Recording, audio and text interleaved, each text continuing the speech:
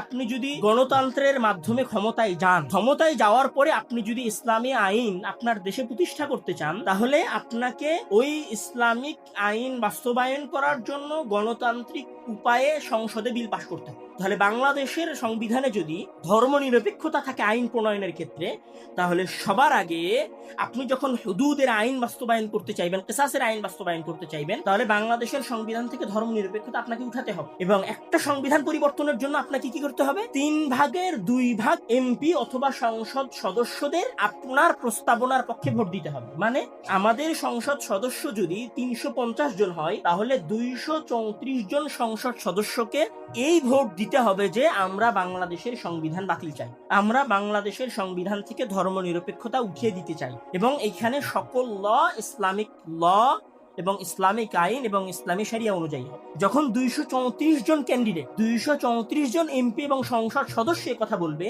তখন আপনি বাংলাদেশের সংবিধানকে ইসলামাইজ করতে পারবেন এবং বাংলাদেশকে ইসলামিক শাসন অনুযায়ী নিয়ে আসতে পারবেন। এখন আমার প্রশ্ন হচ্ছে, বাংলাদেশের সংসদে কতজন এমপি ইসলামী শরিয়ার উপর বিশ্বাস রাখে? কতজন এমপি সংসদে গেলে ডেমোক্রাসির ইসলামাইজেশন চাই, গণতন্ত্রের ইসলামাইজেশন চাইবে? আপনি যে বললেন যে আমরা গণতন্ত্রকে ইসলামাইজ করব, অথবা আমরা বলছি যে আমরা গণতন্ত্রকে ইসলামিক করব, সেটা আমি একা চাইলে তো হবে না, আমার মতো আরো 233 জন সদস্যকে চাইতে হবে। তাহলে এই 233 জন সদস্যকে তো আপনাকে মেন্টালি কনভার্ট করতে হবে। তাহলে আপনি যখনই মেন্টালি কনভার্ট করতে চাইবেন, তখন আপনার রাস্তাটা আবার কোথায় ফিরে গেল?